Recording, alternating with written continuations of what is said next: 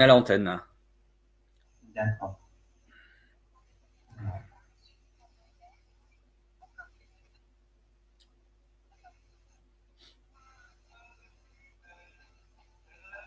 Alors, attends, qu'est-ce qui se passe? Ah, il y a de la musique derrière. Je crois qu'ici. Ah oui, non, mais ça, c'est bon. Ouais. Attends, par contre, le logiciel. Attends, j'ai un souci avec ça.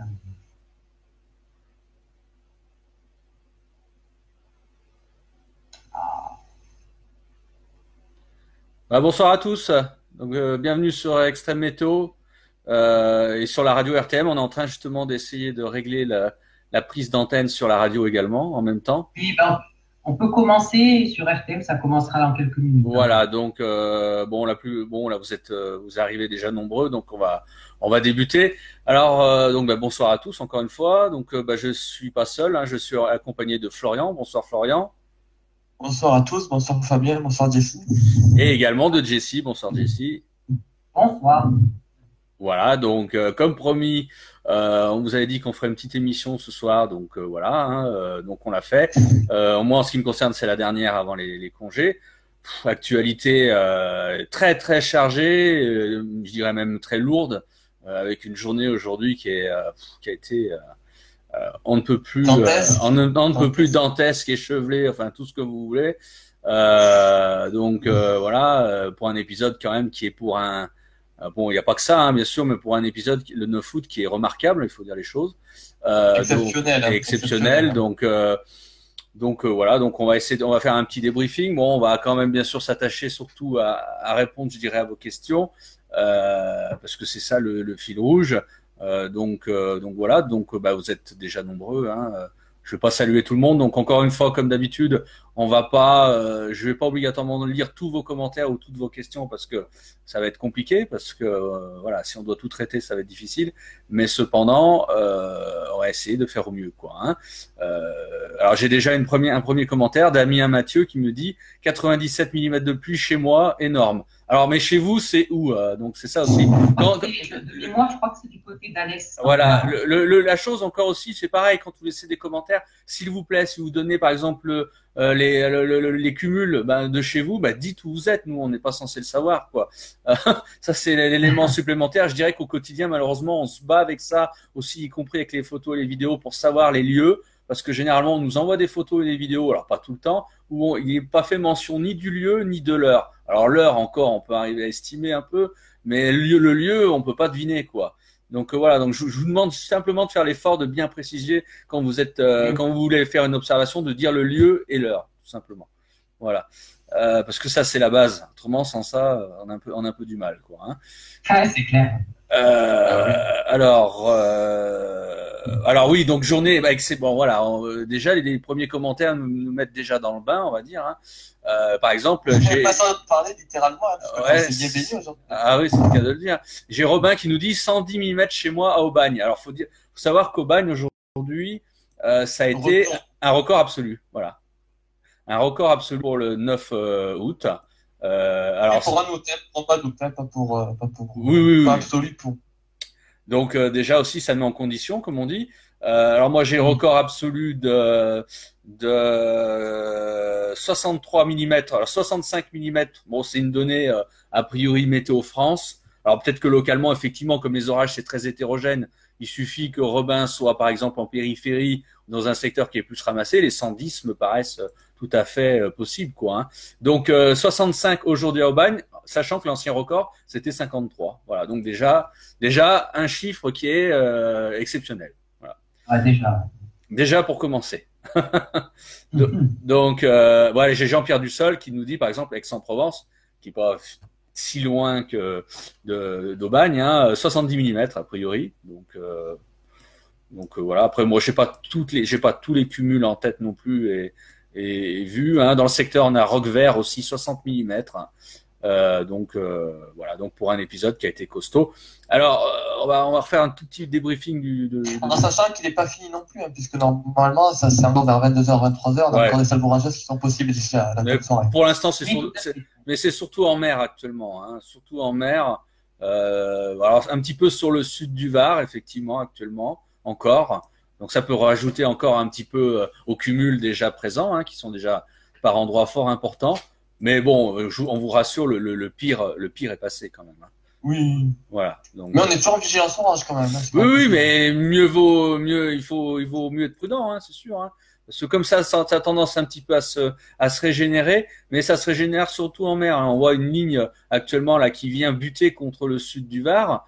Bon, cette ligne, elle est quand même pas, fort heureusement, elle est pas stationnaire. On regarde bien le radar, on voit qu'elle file quand même en direction du nord-est. Donc, on voit que bon, voilà, les cellules stationnaires comme on a pu avoir jusqu'en début d'après-midi, milieu d'après-midi, c'est terminé, heureusement, parce que ça a été quand même compliqué, hein. Donc voilà. Alors bon, moi je vais simplement faire une petite introduction de ce qui s'est passé. Alors moi j'ai juste pour dire que la vigilance orage, là, jusqu'à 22 h et la vigilance pluie, c'est fini, hein. Ça ne se voit pas sur la carte. D'accord. Voilà. Orange, hein, je parle. Alors on va déjà commencer, je crois. On va déjà commencer par l'événement le plus marquant, c'est quand même cet épisode méditerranéen. Alors peut-être qu'après on reviendra sur d'autres orages qui ont touché d'autres secteurs, parce que vous allez nous dire qu'il n'y a pas que la Méditerranée qui a été touchée, et c'est complètement vrai. Mais simplement, je pense que le plus marquant, c'est quand même, et malheureusement ce qui a été le plus dangereux et le plus dévastateur aussi, ça a été quand même cet épisode méditerranéen. Déjà, introduction, nous, et c'est vrai qu'il y a quelques jours, en toute franchise avec Jessie et Florian, enfin moi, je vais pas mouiller mes deux collègues, je parle pour moi. Je pensais pas qu'on allait avoir un épisode aussi important. Alors bien, on en parlait avec Jessie, hein, tu te souviens, on disait des fortes pluies orageuses vers les Cévennes, mais on s'est pas étendu sur le sujet, quoi, hein. Non, il y a quelques jours, non. Hein, il faut être franc aussi, il faut dire les choses.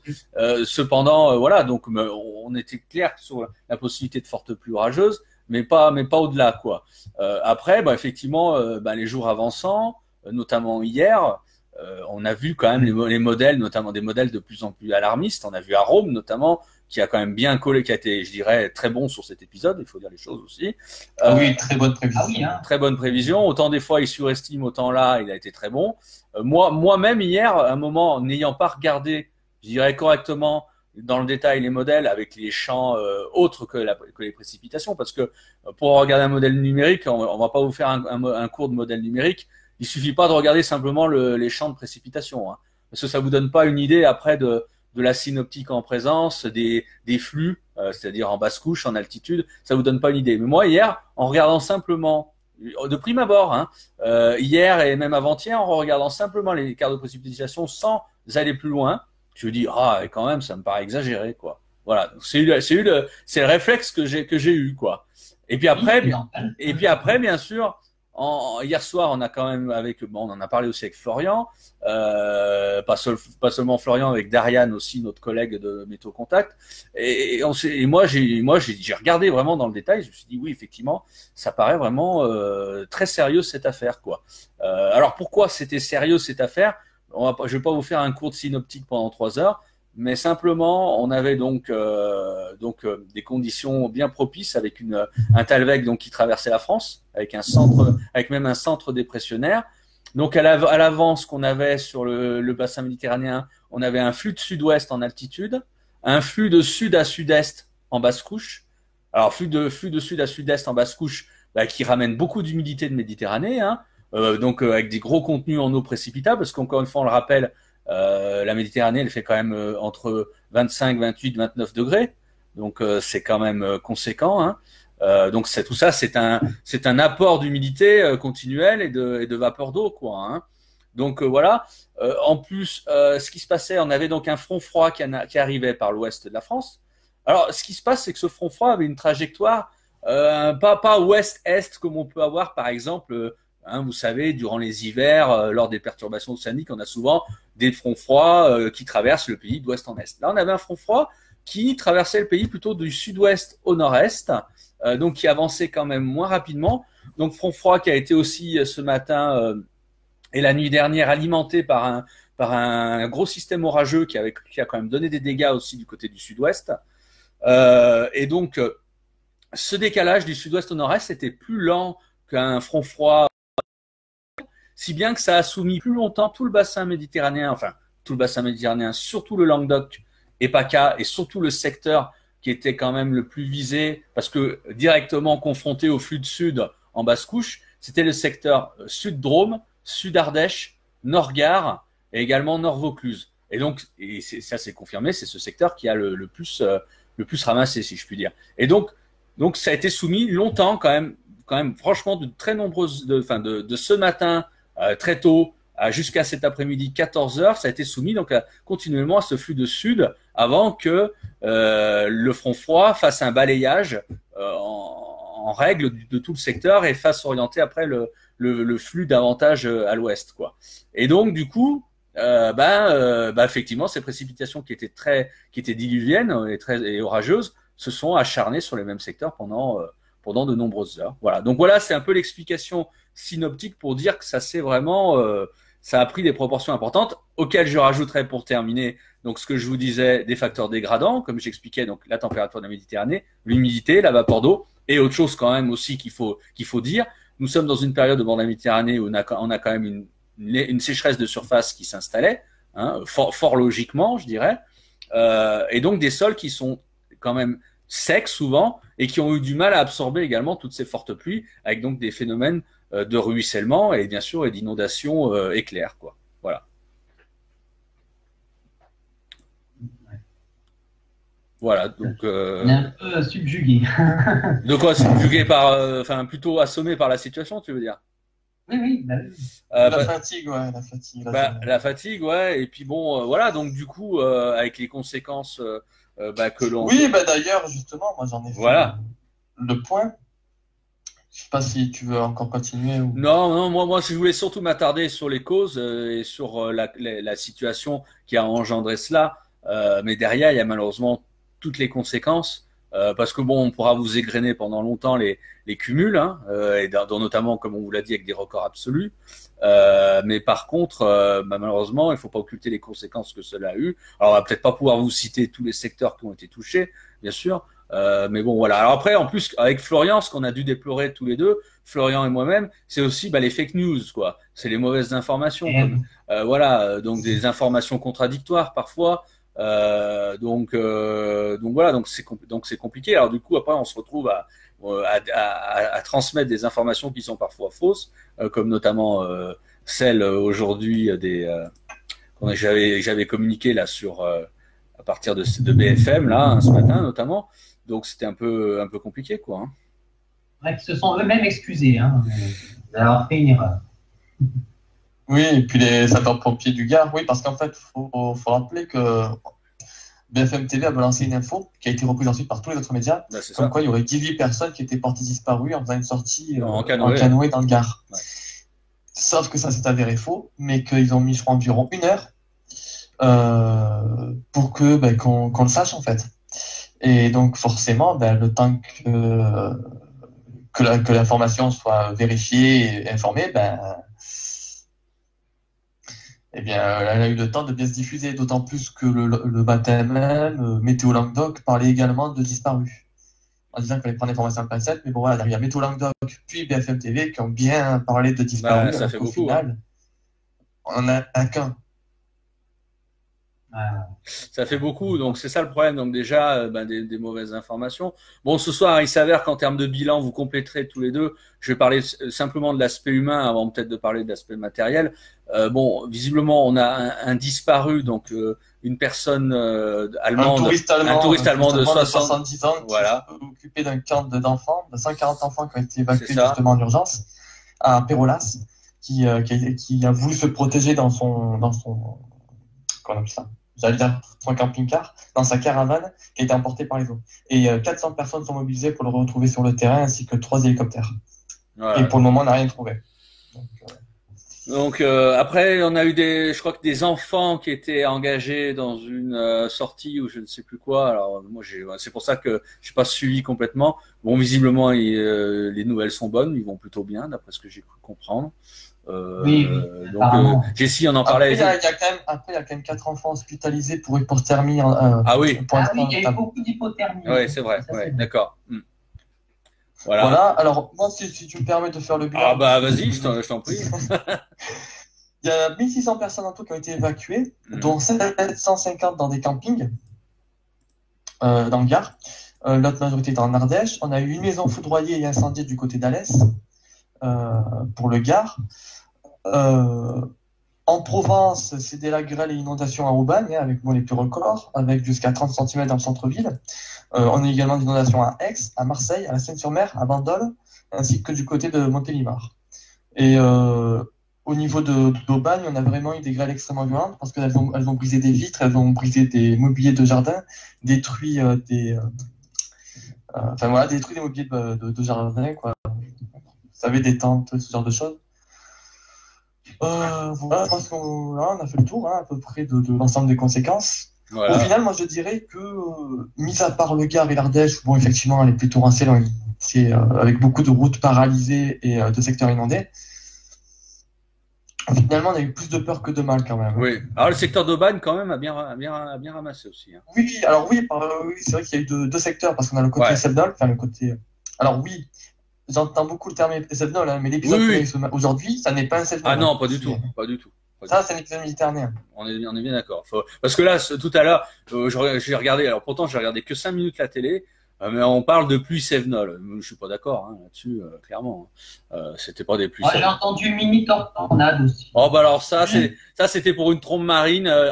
Voilà, alors coup de gueule. Et pas que aussi, parce qu'il y a une mini tornade aussi. Le préfet a parlé du côté de la Nièvre, je crois. Ah oui. Ouais. Alors, coup de gueule aussi, justement. La mini-tornade, c'est venu avec aussi pour qualifier une trombe marine, donc c'est aucunement une mini-tornade. C'est venu au moment du JT de TF1 midi, là, avec excusez-moi du terme, avec ce journaliste clampin en plein milieu des inondations, avec des bottes ou je ne sais quoi, en plein milieu, alors que bon, déjà c'est hyper dangereux parce que imaginons que tout ça s'emballe et que lui il se retrouve emporté. Ou comme tu disais tout à l'heure, on en parlait tous les deux, Florian, il y a une bouche d'égout, on ne sait jamais, qui peut faire aussi office d'absorption. Enfin voilà, donc encore une fois, donc voilà, les JT qui donnent l'exemple. C'est ironique ce que je dis, c'est pas du tout un exemple. Donc voilà, donc bon, il y a toujours, et donc c'est le même journaliste qui donc a parlé pour qualifier une trombe marine de mini-tornade. Donc bien, le tableau est complet, voilà. Oui. Bah ouais. Alors, il y a beaucoup de commentaires. On va essayer parce que j'ai pas envie que vous soyez frustrés de voir qu'on fait pas attention à vos commentaires et à vos questions. Alors, bon, pour l'instant, j'ai rien de. J'ai François Bouvard qui nous dit j'ai pris un orage de fou à Montélimar. Oui, tout à fait. C'est ce matin Montélimar, côté Montélimar, Pierre Latte et tout ça a fortement claqué. On a eu un orage diluvien qui a touché. C'est là où d'ailleurs les plus gros cumuls ont été observés, vers le côté Barjac notamment, dans le Gard où on a quand même parfois plus de 200 mm. Je crois que ça monte à 250. Je crois que même localement on a dû atteindre, sans que ce soit relevé réellement, on a dû atteindre les 300 à mon avis. Moi j'ai vu. Comme il pleut encore un peu. Moi j'ai vu que sur la carte de cumul de météo 60, on atteint les 300. Donc voilà. Donc tout le secteur entre le nord du Gard et le sud de l'Ardèche, où là on a eu vraiment une alimentation, une régénération de l'orage en continu ce matin. Donc on a été chanceux. Après, on a envie de dire qu'on a été chanceux parce que les noyaux de plus forte précipitation étaient en plaine. Si on regarde bien, ça n'a pas été tellement les Cévennes qui ont été touchées, mais vraiment les plaines gardoises du nord et les plaines ardéchoises. Et c'est pour ça que d'ailleurs, je trouve que le bilan est beaucoup plus faible que prévu, parce que si ces noyaux de précipitation seraient tombés sur les sommets cévenols, on aurait eu d'énormes inondations torrentielles, puisque la majorité de l'eau ne se serait pas étendue dans des champs, à travers les villes ou sur les routes, mais elle se serait concentrée dans les cours d'eau qui auraient explosé. Déjà que la 16 a connu une crue assez impressionnante par rapport à la période. Donc du coup, oui, effectivement... D'ailleurs, la 16, je crois, j'ai vu que ça a été plus vu depuis novembre 2003, si je ne dis pas de bêtises. Ouais, en termes de crue. Voilà. Donc, c'est ça. Oui, effectivement. Voilà, donc qu'est-ce qu'il y a d'autre comme commentaire? Donc sur Avignon, on a bien dégusté beaucoup d'inondations. Alors Avignon, effectivement, fait partie des records absolus. Justement, Avignon fait partie des records absolus de précipitations pour un 9 août en une journée. Donc attendez, je vais vous redonner les. Moi, c'était 85 mm pour 60 mm ancien record. Alors Avignon, 80 mm, oui, aujourd'hui, pour un ancien record qui est à 65. Voilà. je confirme. Presque. Alors David Brunet nous dit d'aucuns disent que ce n'était pas un épisode séminal ou un épisode méditerranéen. D'autres disent que finalement il n'a pas plu autant qu'en septembre-octobre. Alors d'abord. C'est pas vrai. Alors là je dis non parce que 240 mm en moins de 24 heures, parce que c'est même en moins de 24 heures, je dirais environ 12 heures, c'est un épisode méditerranéen. Ah bah moi il n'y a aucun doute là-dessus, c'est un épisode méditerranéen et à 1000% quoi. Hein. Après, ce qui est remarquable quand même, même dans la synoptique, dans les conditions, dans le déclenchement et tout, dire c'est un épisode. Ah mais c'est sûr. On peut pas faire mieux. Hein. Par contre, ce qui est exceptionnel, c'est quand même les cumuls. Hein. On est à foot, bon quand même, bon voilà. Et la période, Et la période, hein. Bon voilà. Moi, je n'avais jamais entendu parler pour ma part. Hein. C'est la première fois que j'entends parler d'un épisode méditerranéen aussi. Avant le. Oui, c'est vrai, parce qu'on pourrait penser on est en septembre. Hein. Bah non, on n'est que le 9 août. Hein. Ouais. Alors, nous avons d'autres commentaires. On a Marie-Christine Guérin, que je salue bien, qui nous dit, alors là, sur l'Aube, il y a eu des orages aussi. Alors, c'est vrai qu'on a pas mal focalisé sur le bassin méditerranéen. Oui, le sud-ouest et le nord-est. Mais il y a eu beaucoup d'orages aussi ailleurs. Hein. Sur l'Aube, nous avons eu ce matin de gros orages avec de fortes pluies, heureusement sans dégâts. Ouais. Alors après, on a John Keshish qui nous dit de gros orages en Dordogne cette nuit entre 1h et 2h, autour de 30 mm, puis ce matin vers 6h50 supplémentaire, un gros mois de pluie en 5-6 heures. Alors la Dordogne a été fortement touchée effectivement la nuit dernière par un gros MCS très orageux et pluvieux, et donc avec visiblement, d'après ce que j'ai compris, des coupures d'électricité. Je crois qu'il y a certains secteurs qui n'avaient plus d'électricité. Il y a eu des rafales convectives. Hein, et il y a eu des fortes rafales convectives aussi à plus de 100 km/h. J'avais vu les relevés ce matin, mais je les ai plus en tête. Mais ça a dépassé les 100 km/h et ça a été costaud effectivement sur la Dordogne cette nuit, et ça valait vraiment bien la vigilance orange qui avait été lancée hier soir. Quoi. Ah ouais, je confirme. Ouais. Damien Mathieu qui nous dit une maison à l'est a même été touchée par la foudre. Elle a été complètement détruite, mais il y avait personne à l'intérieur. Voilà. J'en ai parlé, il dit que c'est sa maison qui a été foudroyée, incendiée, justement. Alors, John, justement, Keshish, il nous dit ce matin, 16 000 clients sans électricité en Dordogne, sur les 19 000 privés en Nouvelle-Aquitaine, encore 6 000 ce soir. Voilà, donc. Oui, et le maximum de la journée, je crois que ça a été 20 000 personnes qui a été pris de courant. Alors, Enzo nous demande s'il y aura des orages dans le sud-est lundi. Alors, ça, c'est une autre question. Si tu veux bien, on reviendra dessus après. On va pas, on va d'abord finir le reste. Lundi, c'est encore un peu loin, même s'il y a un risque. Effectivement, il y a un risque d'orage dans le sud-est lundi.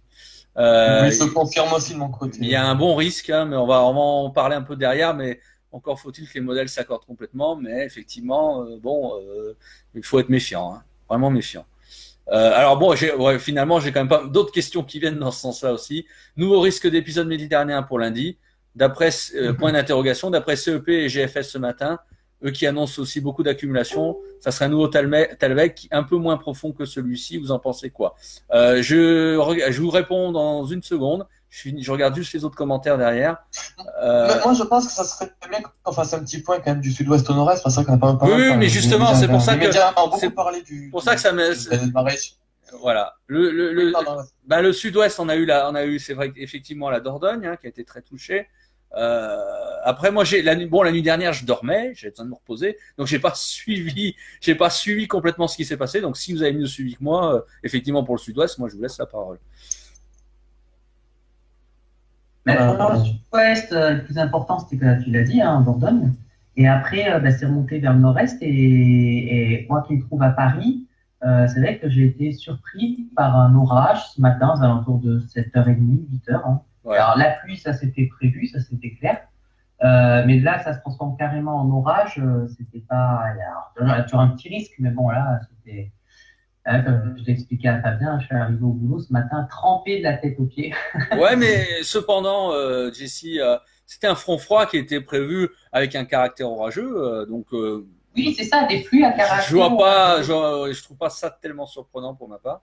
Donc. Oui, toute la Bourgogne était en vigilance orange, je crois. En plus, il y a la Bourgogne, mais pas l'Île-de-France. C'est-à-dire que à 6h du matin, c'était pas le temps. Oui, mais on était en zone, en zone forte. Ouais, mais pas pour les pluies. Pour les orages. Les orages, ça a été mis à 8-9 heures, une fois que l'orage avait commencé. Alors, on a eu le nord-est aussi qui a été bien touché parce que ce matin, on a eu, envoyé en matinée, on avait une formation, donc le front froid qui s'avançait, un peu comme une ligne de grain très orageuse pardon, qui avançait vers en direction de l'Alsace. Et on a des secteurs qui ont été fortement touchés. On a notamment le secteur de Forbach qui a été très touché, notamment avec une forte rafale descendante, ou ce qu'on appelle une micro-rafale, où certainement, et d'ailleurs une vidéo a été partagée sur la page Extrême Météo, où d'ailleurs certainement ça a dû souffler à facilement 100 km/h, où ça a été quand même relativement violent, quoi. Donc le nord-est, je confirme que le nord-est, ça a été quand même costaud, quoi.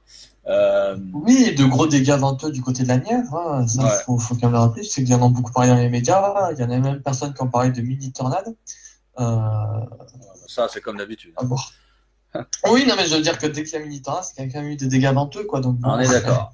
À voir si c'est des rafales descendantes ou ce genre de phénomène. Alors, je reviens au sud-ouest. Effectivement, j'avais partagé un graphique ce matin qui était révélateur. Donc vraiment, les départements qui ont été les plus touchés, ça a été la nuit dernière, la Dordogne en premier lieu et le Lot-et-Garonne en deuxième lieu. Donc, on a eu quand même des rafales de vent qui ont atteint, notamment une qui a été à la Capelle-Biron là, à 103 km/h, où on a eu notamment aussi à cet endroit-là 36 mm tombés en 30 minutes avec des intensités de plus de 150 mm à l'heure. Et donc pendant 3 minutes, ça a duré notamment ces intensités-là. Donc pour dire quand même que c'était costaud. Et on a eu des rafales sous orage aussi très importantes, 115 km/h à Cazades, du côté de la Gironde, et 128 km/h à Mauvzin sur Guppy. Donc voilà, c'était sévère aussi, et ça a été également un peu sévère aussi, enfin sévère, assez fort à violent, on va dire, du côté du nord-est. Voilà. Donc c'est un peu le bilan qu'on peut faire. Moi, j'ai pas davantage d'éléments. L'Alsace, hein, je sais plus un secteur en particulier. Là, ça n'a pas duré longtemps, mais c'est toujours pareil, c'est assez localisé, mais c'est violent, des rafales. Je crois que c'est du côté de Brumat, il me semble. Ouais. Alors voilà. Ouais, vas-y. D'ailleurs, on a fait un venteux, juste pour finir là-dessus. Je crois qu'on en a eu aussi un, inconnu, enfin indéfini, du côté de la Drôme. Ah oui, tout à fait. Tu fais bien de le dire, ouais. Ah ouais. Et ça a été ça a été aussi bien violent, visiblement, quoi. Donc, ouais. Il y aura peut-être quelques enquêtes qui vont se faire, je sais pas. Donc, à voir. Sachant qu'il y avait quand même un risque de tornade aujourd'hui. Hein, on avait quand même beaucoup de cisaillements dans certains secteurs. On l'a vu. Oui, plusieurs trombes marines. Voilà, on a eu plusieurs trombes marines. Hein, on a eu celle de Cassis. Il paraît que ce matin, certaines ont été signalées du côté de la presqu'île de Gien aussi. Bon, il y en a certainement même eu plus que ça, donc effectivement le contexte aujourd'hui s'y prêtait bien. On a des cisaillements vraiment à la fois aussi bien directionnels qu'en vitesse, parce que bon, il faut avoir des cisaillements quand même pour avoir ce type de phénomène. Et cisaillement déjà directionnel, on l'avait parce qu'on avait un flux en altitude qui était orienté au sud-ouest et un flux en basse-couche qui était orienté plutôt au sud à sud-est. Donc déjà, on avait des conditions de cisaillement directionnel. Après, en vitesse, on en avait aussi. Bon, d'ailleurs, je crois que Kevin, hier soir, sur la prévision convective, avait mis en exergue un risque de tornade. Donc le phénomène dans la Drôme, ça peut être à la fois aussi bien une rafale descendante, mais comme on peut pas exclure que ce soit également une tornade. De tornade, hein. Donc, à suivre. Alors, du coup, bon, moi, pour le bilan, je pense que, sauf si on nous pose des questions par rapport à cela, on reviendra dessus. Moi, je vois que dans les commentaires, les questions, il y a c'est beaucoup en rapport des prévisions. Je sais que, en général, c'est surtout les prévisions qui intéressent. On veut se projeter sur la suite. Ben, on va essayer de se projeter justement sur la suite. Donc, on va revenir un petit peu sur les deux questions concernant lundi. Hein. Alors, moi, honnêtement, aujourd'hui, on a été par Mons et par Vaux, il faut dire les choses. J'ai pas eu le temps de regarder à fond la situation pour lundi. Alors, évidemment, en effet, il y a bien un Talweg qui est prévu arriver sur le proche Atlantique dimanche soir et qui pourrait traverser la France lundi. Bon, ça semble à peu près sûr qu'il va traverser la France. Après, maintenant, ce qui compte de savoir, et c'était d'ailleurs le cas aussi pour cette dégradation aujourd'hui, c'est quelle est l'amplitude de ce Talweg. Voilà, parce que plus on a un Talweg, comme ça a été le cas entre hier et aujourd'hui, qui descend bas en direction de la péninsule ibérique, plus il a même de soulever une masse d'air chaud à l'avant et très humide et capable de mettre je dirais en œuvre, je dirais un épisode méditerranéen comme aujourd'hui, quoi. Hein. Bon, la question c'est de savoir quelle est l'amplitude de ce Talweg. Moi, ce que je vois ce soir sur notamment le CEP, je vois un Talweg qui est d'une amplitude moindre que celui que nous avons connu aujourd'hui. Donc, il me ferait dire que si ça restait en l'état, ce serait a priori moins dangereux lundi. Alors il y aura un risque d'orage certainement parce que ça va arriver encore sur des sols chauds et sur une masse d'air plutôt chaude. D'autant plus que dimanche il devrait faire quand même assez chaud. Mais je pense que si ça reste en l'état, si ce Talweg est de moins grande amplitude, nous aurons certainement une dégradation orageuse plus limitée et qui touchera éventuellement d'une manière beaucoup moins directe le sud de la France. On a le modèle américain GFS qui va plus ou moins dans le sens de l'européen. Donc déjà, il semble avoir une certaine... il y a quand même ce scénario a l'air plutôt dominant. On a le modèle anglais UCMO qui voit encore un Talweg encore plus limité que CEP et GFS. Bon, pour l'instant, moi, ce soir, je m'en réfère un petit peu à la version dominante des modèles. Donc, épisode méditerranéen pour lundi, c'est pas acquis parce que un Talweg qui est d'amplitude moins importante, mais par contre, certainement un risque d'orage sur pas mal de régions, notamment éventuellement du sud-ouest au nord-est et en allant vers les Alpes, à voir. Donc, encore une fois, là, Jessie, hein, on vous en dira plus dans les prochains jours, comme d'habitude. Voilà. Ouais, on en saura plus. Parce que nous, là, aujourd'hui, nous sommes jeudi. Lundi, pour des orages, c'est encore loin. Donc, voilà, c'est tout ce qu'on peut dire ce soir, quoi.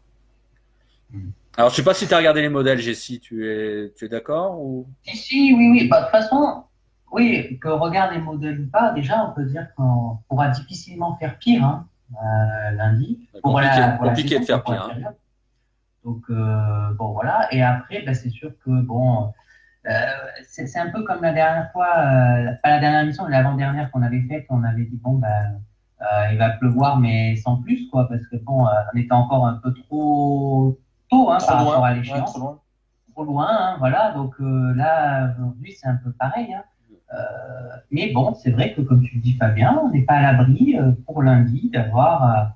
On n'aura jamais exactement la même situation qu'aujourd'hui, mais voilà, c'est le temps de se dégrader. Voilà, c'est à surveiller pour lundi. On vous en dira plus dans les prochains jours. Rien n'est à exclure. On peut pas exclure que le Talweg finalement ait une amplitude plus importante et qu'on ait un nouvel épisode méditerranéen. On peut pas l'exclure. Mais à ce jour, mais à ce jour, c'est pas la version dominante. Hein. Cependant, bien sûr, on peut pas la balayer d'un revers de main. Hein. Donc voilà. Voilà, à suivre, à surveiller, quoi. Alors, il y a énormément de commentaires. On va essayer d'avancer un peu sur vos commentaires et sur vos questions, y répondre parce que vous êtes très nombreux là. Alors, j'ai Philippe qui nous dit bonjour, grosse pluie toute la journée sur Grenoble aujourd'hui, bon pour les champignons. Paul qui nous dit ça a commencé en Sud-Ardèche vers 3-4 heures du matin et cela n'a pas cessé jusqu'à 14 heures, incroyable. C'est vrai que c'est assez incroyable quand même pour faut le dire, hein, pour un 9 août, quoi, hein, franchement. Ah ouais. Voilà. Ah oui, parce qu'on est en automne, on s'est pris d'une canicule avec des 40 degrés dans le sud-est, et là on est en automne. Surtout que j'ajouterais une chose, j'ai fait une publication en ce sens ce soir sur Extrême Météo, c'est d'ailleurs la dernière publication que j'ai faite. Il faut savoir qu'on a eu que ça fait suite à 3 étés, donc c'est-à-dire 2015, 2016, 2017, où on a eu 3 étés secs au niveau du bassin méditerranéen, où on a eu... je ne serais pas trop d'accord pour 2015 hein, de ma part. Hein. 2015, faut pas oublier qu'on s'est pris un épisode méditerranéen en fin août qui avait causé 2 morts à Montpellier. Ouais, mais c'est 2015 avait été dans les normales sur le plan pluviométrique. Ouais, mais c'est encore une fois, c'est fin août. Bon, après, fin août, c'est déjà arrivé, quoi. Hein. Oui, non, mais je veux dire juste l'été 2015 était août 2015. Ouais, mais par exemple, si je conjugue, moi je fais sur une suivant un peu, suivant la série, suivant un cycle, on va dire. Si on conjugue 2015, 2016, 2017, au niveau été, en bassin méditerranéen, au niveau des dégradations orageuses, sur la globalité, ça a été quand même relativement faible, hein, même pour ne pas dire très faible. Donc, alors effectivement, il y a toujours l'exception à la règle. C'est vrai que Fabien, en juin, on a eu des orages vraiment importants, au moins le sud de la France, et ça aussi. Là, oui, mais moi je dirais qu'on est au-delà parce que c'est pas que cet été. Hein. Depuis le début de l'année, depuis décembre 2017, on bat des records de pluviométrie dans le sud-est. Non, mais c'est moi j'ai fait les suivis et par exemple, je pense qu'aujourd'hui on a atteint la normale annuelle au Montégoal. Non, mais ce que je veux dire, c'est que je parle que cette année ça tranche. Je veux dire, même je parle que de l'été. Je fais abstraction du reste. Ça tranche cet été par rapport aux 3 étés précédents qui étaient secs quand même globalement sur le bassin méditerranéen, où les Talweg n'arrivaient pas. Moi, bon, c'est vrai que j'ai peut-être plus une vision synoptique que vous, où les Talweg arrivaient sur la France complètement déchiquetés, anéantis. Il n'y avait pas d'air froid en altitude, et donc du coup, on a eu 3 étés qui ont été finalement pas très orageux à l'échelle de la France, et encore moins, je dirais, sur le bassin méditerranéen. Donc, je dirais que simplement, c'est juste pour montrer que cet été tranche complètement avec les 3 précédents. Et comme on parlait aussi avec Florian, on a l'impression de revenir sur un schéma plus semblable. Alors, bien sûr, les années se ressemblent pas, sont jamais complètement pareilles, mais sur un schéma plus semblable à 2014, qui avait été pour le coup. Alors après, moi, Fabien, j'ai quand même envie de corriger quand même sur ça. Moi, je veux dire, moi, j'ai les cumuls pluviométriques là sur. Ouais, moi, j'ai pas tous les cumuls devant les yeux. Moi, je te dis, en 2015, on a eu un excédent pour l'été sur l'ensemble de la région sud-est. On a eu un excédent pluviométrique de 39% par rapport à l'été. Bon, je parlais sur 3 étés, mais bon, visiblement, vous faites été par été, donc. Je te dis que l'été 2015 n'a pas été sec. Moi, je le dis, il a été excédentaire sur le plan des pluies. On a eu 135,9 mm, enfin, dire en moyenne sur le sud-est, contre une normale qui est de 97,8 mm. Donc, on a eu presque 40 mm de plus que d'habitude en 2015. Donc, non, l'été 2015 n'a pas été excessivement sec, quand même été très pluvieux pour le mois de juin et pour le mois d'août. Ouais, voilà, donc voilà, c'est ça que je voulais dire. Hein. Et là, Florian, tu parles pour juste la région Languedoc-Roussillon ou tout le bassin méditerranéen? Les manifestations que je regarde sur le sud-est, hein, c'est-à-dire ça va donc des Cévennes, Roussillon, Languedoc, Vallée du Rhône, PACA, Provence et Corse. D'accord, ok. Alors, on va continuer. J'ai Paul qui nous dit d'où. Alors ça, je l'ai expliqué en préambule, mais bon, peut-être que tu n'étais pas là. D'où vient cette régénération durant 10 heures de suite? Je vais la faire courte. Donc, tout simplement, on a eu un flux de sud à sud-est en basse couche, très humide et chargé, donc avec des températures de la Méditerranée quand même qui est très élevée, donc gros potentiel en eau contenue précipitable, donc un flux de sud qui est resté tanké pendant donc 10 heures, hein, et qui a donc enclenché qui est venu buter sur les Cévennes ardéchoises, même si après ça s'est plutôt déversé, comme on disait avec Florian, sur la plaine.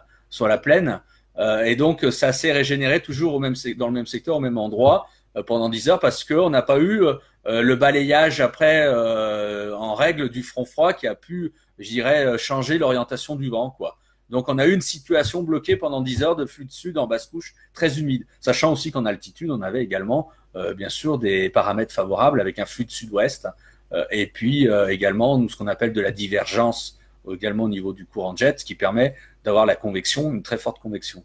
Voilà, donc voilà, je rentre pas dans les détails parce qu'autrement, on pourrait y passer quelques minutes de plus. Mais voilà, c'est un peu l'explication basique, je dirais, de pourquoi cette régénération. Ah, tu as bien expliqué là, tu as bien résumé. Difficile à dire de plus, quoi. Donc, alors John Keshish nous dit Météo France annonce 124 km/h en Dordogne. Ouais, peut-être, je sais pas. Alors, j'ai Jérôme, notre ami Jérôme de la radio RTM, qui nous dit la région d'Auxerre a été touchée également ce matin. Oui, c'est vrai. Nelson, sur le sud Ardèche ce matin, une intensité électrique incroyable, sans aucune accalmie jusqu'au début d'après-midi. Ça fait peur, sachant que ces phénomènes sont de plus en plus forts. Alors aujourd'hui, c'est vrai que c'était particulièrement impressionnant. On peut pas dire le contraire, à tout niveau. Également l'activité électrique qui était quand même dantesque, faut dire les choses. Le record de l'année pour le moment. Le record de l'année, en effet, largement plus de 200 000 éclairs. Alors je sais si au mois de juin il y avait eu beaucoup l'année est très orageuse de toute manière, quoi qu'il en soit. Quand on fait je crois que entre le Gard et l'Ardèche, on comptabilise 90 000 impacts de foudre, d'activité électrique pour la journée. Ouais. Voilà, donc c'est vrai que là-dessus. Cette année, c'est quand même impressionnant. Après, phénomène de plus en plus fort, oui et non. Mais bon, ça, c'est le débat habituel. Si je commence à rentrer dans le détail là-dessus, ça va après partir sur le réchauffement climatique. Je le crains. Donc du coup, oui et non. Aujourd'hui, c'est vrai que c'était particulièrement impressionnant. Après, des phénomènes très très forts au niveau méditerranéen, Florian va confirmer, il y en a eu quand même à l'appel et pas que de nos jours. Et pas que de nos jours. On a connu un épisode méditerranéen extrême. Là, au contraire, c'est vrai que l'épisode méditerranéen est exceptionnel. Moi, si je l'appelle exceptionnel, c'est non pas pour voir les intensités. Il y a déjà eu des mois d'août où on a connu des épisodes méditerranéens plus intenses que ça. notamment celui de 2015, qui a été quand même plus intense, même si c'était plutôt fin août. Mais là, c'est exceptionnel, c'est parce qu'on a mesuré quand même jusqu'à 200 mm en début août. Mais je veux dire, un épisode méditerranéen, ça peut monter jusqu'à 1000 mm en 24 heures. C'est ça. Donc, et 1950 mm pour l'épisode La Record d'octobre 1940 du côté des Pyrénées-Orientales. Voilà, donc en 5 jours. Donc non, plus fort, pas forcément, hein. D'ailleurs, on ne remarque pas d'intensification des épisodes méditerranéens en l'espace d'un siècle. On dit que potentiellement on peut en avoir de plus fort par le futur, mais pour le moment, la tendance est excessivement faible. C'est ça. Écoute, Florian, moi je suis plutôt de ton avis, hein, si j'ai un avis à donner. C'est-à-dire que même s'il n'y a pas grand consensus encore avec tous les météorologues de la communauté, mais ce qu'on peut dire, c'est que de là à dire qu'il y en aura plus dans les années à venir ou plus qu'avant, je dirais non, parce que bon, pas forcément, parce que en fait, on parle pas de phénomènes d'urbanisation aussi qui font que, et de la médiatisation et le développement des nouvelles technologies, des portables, qui font qu'on peut filmer n'importe où maintenant, qu'on peut diffuser via les réseaux sociaux, les images, des vidéos, tout ce qu'on veut. Donc, du coup, on a l'impression qu'il y en a plus, alors que, comme tu l'as très bien dit, Florian, il n'y en a pas tellement plus qu'avant. Mais c'est vrai que à la limite, le seul petit changement qu'on peut constater, ou qu'on risque de constater dans les années à venir aussi, vu que la température de la mer en Méditerranée est de plus en plus chaude, forcément, comme tu l'as expliqué, Fabien, il y a 5 minutes, on va dire le potentiel d'eau, en fait, de vapeur d'eau est de plus en plus important. Et donc, forcément, oui, comme tu l'as dit aussi, Florian, des épisodes plus forts. Oui. Donc, voilà, ça, c'est bien. Ça, c'est ce qui est, plus fort, mais pas forcément plus nombreux. Alors, je vous rejoins complètement. Moi, d'ailleurs, je ne vais pas tellement développer parce que vous avez tout dit. Je suis d'accord, moi, pour la stabilité au niveau des phénomènes. Je pense pas, d'ailleurs, qu'on en aura plus dans le futur. Je pense pas. Par contre, possiblement des phénomènes plus forts à cause des températures plus élevées, et notamment au niveau de la Méditerranée. Ça, pour moi, c'est le gros risque. Hein. Ça, c'est clair. Oui, d'ailleurs, moi je compléterai parce que Jesse a dit un très bon point, c'est l'urbanisation. C'est la très mauvaise urbanisation. Je tiens quand même à préciser que cette année, on va fêter, ça va être les 30 ans de la catastrophe de Nîmes. Et 30 ans après la catastrophe de Nîmes, dans le sud de la France, on peut dire que strictement rien n'a quasiment changé. Alors certes, les communes et tout se sont améliorées sur le plan de sauvegarde, sur le plan des secours et tout, mais quand on voit comme aujourd'hui que beaucoup de gens n'ont pas évacué les campings, où il a fallu les prévenir pour qu'ils le fassent, il y a un manque. Et je pense que c'est plutôt ça qui fait que les épisodes, on pense qu'ils sont plus nombreux. C'est parce que l'urbanisation et l'installation et le tourisme en bord de cours d'eau fait que les gens sont de plus en plus sensibles à ce phénomène-là. Et en plus, je rajouterais qu'avec le réchauffement climatique, on parle quand même aussi d'une augmentation du nombre de sécheresses et de fortes canicules. Or, ces phénomènes-là ont tendance à augmenter les sols secs. Or, qui dit des sols plus secs dit forcément des sols où l'eau aura plus de mal à pénétrer. Donc, ça qui se cumule avec des épisodes qui seront plus intenses, forcément, ça représentera toujours des inondations toujours plus fortes. Et comme l'urbanisation n'est pas prête de s'arrêter sur le littoral méditerranéen, celle-ci ne va faire qu'aggraver et augmenter le risque d'inondation qui n'était peut-être pas aussi fort qu'avant. Et on a plus d'inondations aujourd'hui, c'est à cause de l'urbanisation, plus que le réchauffement climatique. On est d'accord, c'est clair. C'est très clair. Voilà, moi j'ai rien à ajouter, je suis complètement d'accord. Donc je pense exactement pareil. Donc on verra l'avenir, mais bon, c'est sûr qu'au niveau, on va pas continuer dans le débat, mais c'est vrai qu'au niveau urbanisation, il y a beaucoup de choses à revoir. Hein. Alors après, il y a une autre question, je ne sais pas si elle a été posée, mais qui peut être intéressante aussi, de se dire, est-ce que finalement, la canicule qu'on a connue cette année, est-ce que à chaque automne qui suit, est-ce qu'on connaît des épisodes méditerranéens où c'est Alors oui, c'est la question de non, on a un gros exemple parfait qui est l'année dernière. L'année dernière, on a connu une canicule extrêmement intense. On a connu un été très sec. Et l'automne a été de même. On a eu un automne très chaud, très sec et aucun épisode méditerranéen durant tout l'automne.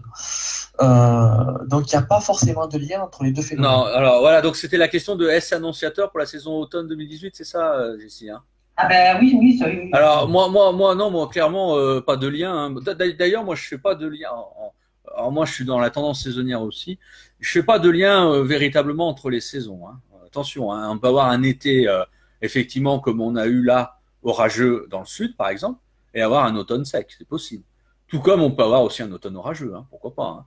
Hein. Donc voilà. Et on était très sec. Oui, et on était très sec avant et inversement. Et même aussi, et même je dirais, c'est pas parce que la température de la mer est très élevée qu'obligatoirement on va avoir aussi des phénomènes, des intempéries. L'année dernière, ça a été le cas. L'année dernière, le Ternay était très chaude et pourtant, on a eu un automne exceptionnellement sec. Là, je rappelle que l'année dernière, durant l'automne, en moyenne, on a 261 mm en normal, 1980-2010. Et là, l'année dernière, on était à 87,3 mm, c'est-à-dire moins qu'un été normal dans le sud-est. L'explication, c'est tout simplement, comme on le disait, j'ai dit déjà à différentes reprises dans les différentes émissions, vous pouvez avoir une température de la mer éventuellement bien plus chaude que la normale. Mais par contre, derrière, si au-dessus, vous n'avez pas des conditions synoptiques appropriées pour avoir une dégradation orageuse, enfin avec un épisode méditerranéen ou Sebnol, eh ben vous aurez rien. Hein. Si c'est de toute manière ce qui fait tout, c'est la synoptique derrière. Si vous n'avez pas une descente froide, un Talweg qui descend vers la péninsule ibérique ou également qui s'étend vers les Baléares ou vers la Méditerranée, vous aurez rien en Méditerranée. Voilà, c'est aussi simple. Il faut un déclencheur. Hein. Il faut un déclencheur. Le déclencheur, c'est l'atmosphère. C'est les conditions synoptiques. Donc c'est tout quoi. Et donc c'est pour ça qu'annonciateur pour l'automne, c'est tout ce qui régit la météo, c'est l'atmosphère, c'est les conditions, le placement des centres d'action, c'est les conditions synoptiques. Voilà. Donc il y a après il y a rien d'autre quoi. Hein, là-dessus. Après, alors, par contre, j'ai vu les tendances que tu as faites, Fabien, tout à l'heure, et effectivement, toi, tu regardes dans le sens, tu fais qu'on va avoir un automne plutôt humide dans le Méditerranée. Malheureusement, oui.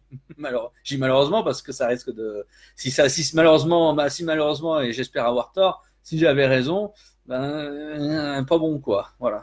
Donc. Ah oui, moi je le dis, hein, moi comme je le dis depuis le début de l'année, hein, moi je constate de mois en mois la pluviométrie dans la région et. Alors voilà, je le dis, hein, l'automne va être catastrophique. J'espère pas, mais l'automne, moi je le crains, parce que, bien sûr, c'est évidemment des raisonnements synoptiques qui me font dire ça. C'est que on est dans une année où on a des hautes pressions, hautes latitudes qui sont très robustes, très installées. Donc notamment entre le secteur île britannique, Scandinavie. Et on voit des simulations et ça va plus loin que des simulations au niveau des modèles. On voit aussi, c'est des questions de cycle également, il y a des phénomènes cycliques. On voit qu'en automne et même l'hiver prochain, on a une forte imprégnation possible de haute pression, haute latitude. Alors ça sera pas toujours en continu parce qu'il y a des pauses également dans les synoptiques. Mais moi, c'est ce que je crains et c'est ce que je vois à travers, pas seulement les modèles, mais à travers les indices et à travers les phénomènes de cycle. Donc, du coup, et après, quand vous avez des hautes pressions, haute latitude, il faut bien que les basses pressions, elles passent quelque part. Hein. L'atmosphère a horreur du vide, quoi. À bout d'un moment, les dépressions, il faut bien qu'elles aillent quelque part.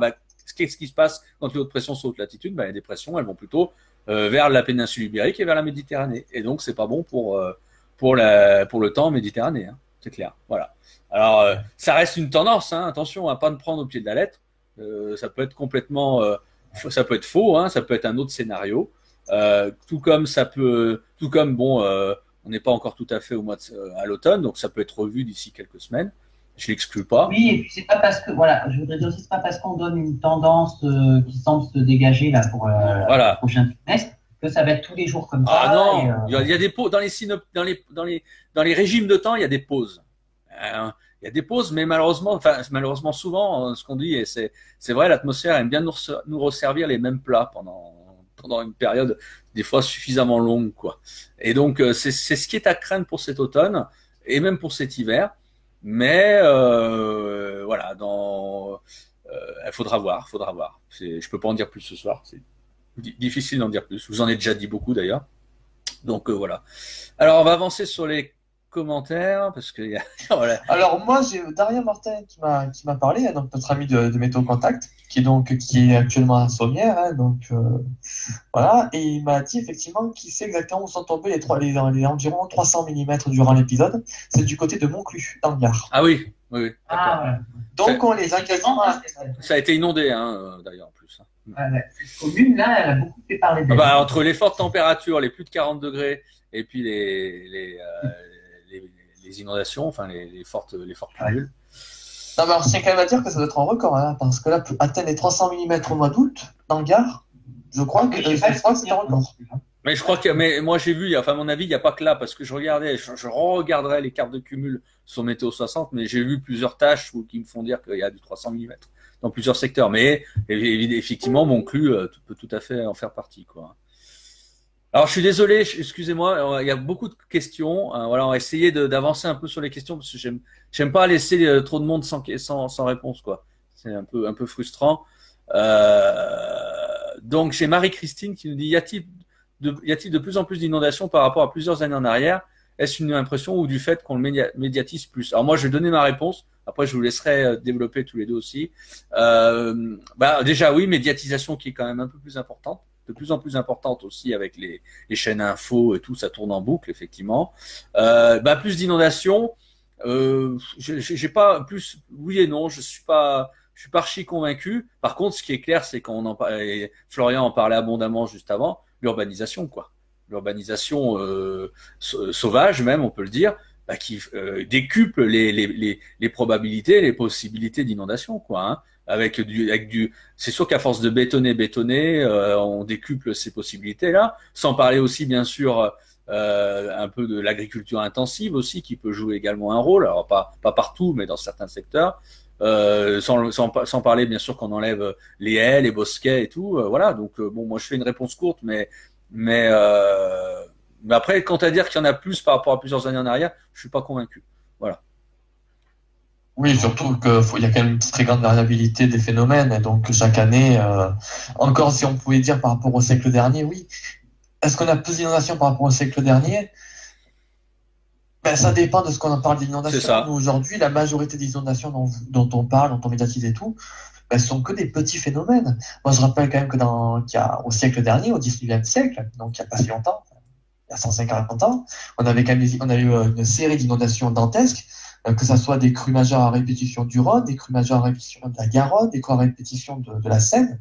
Si on parle de la crue de la Seine en 1910, la crue de la Garonne en 1930, nous, le Rhône, sa dernière grande crue a été celle de 2003, mais en termes d'importance sur l'ensemble de son cours, ça a été 1856.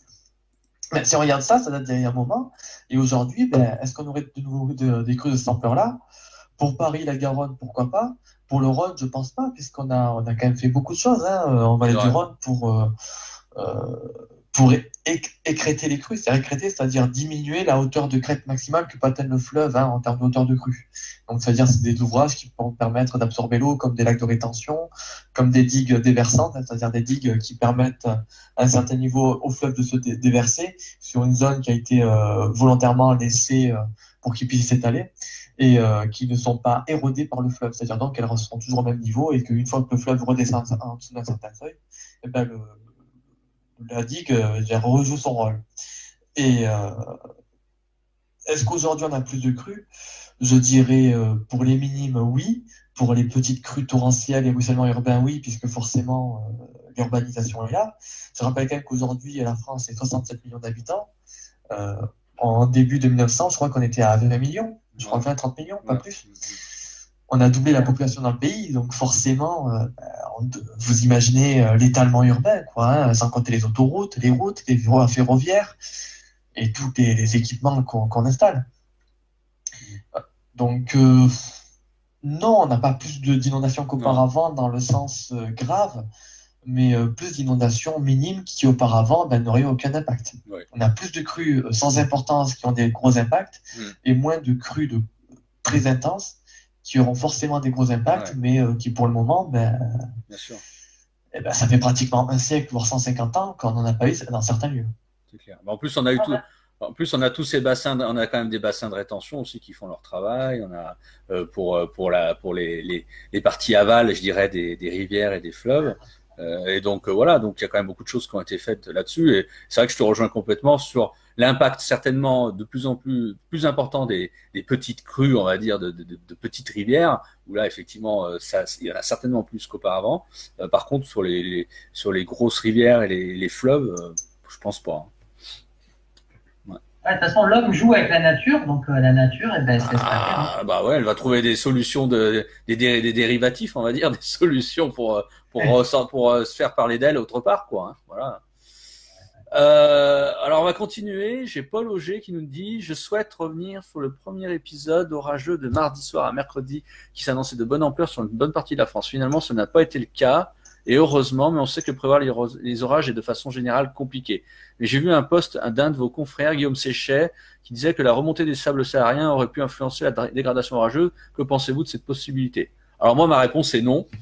Et elle est non sans nuance. Elle est non et archi non. Pourquoi?